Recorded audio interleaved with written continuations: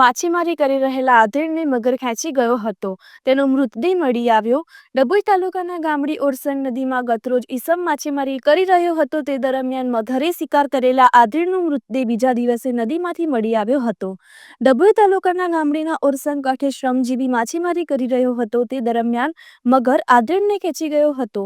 જાણવા મુજબ આ ઈસમ નદી કાંઠે માછીમારી કરી રહેલા નર્મદા જિલ્લાના માથાસર ગામના પારસિંગ વસાવા ઉંમર વર્ષ 50 ને મગર નદીમાં ખેંચી ગયો હતો।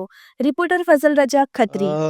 ગામડી ઓરસંગ નદી ખાતે જે કિનારે ગઈકાલે 3:30 કલાકે અમને જે મેસેજ મળેલા હતા કે ખેત મજૂર છે તે નદી કિનારે ગયો હતો, તે દરમિયાન તેને મગર ખેંચી લઈ ગયો હતો। કાલે ભારી વન વિભાગ તેમજ પોલીસ ટીમ તેમજ NDRFની ટીમ બધાએ ભારે જહેમત કરી, પરંતુ લાશ મળી ઘટના બને છે તે સમગ્ર ઘટના લોકલ વ્યક્તિ નથી। આ જે બને છે તેમાં બહારની વ્યક્તિ આવીને આ થાય છે ત્યારે બને છે।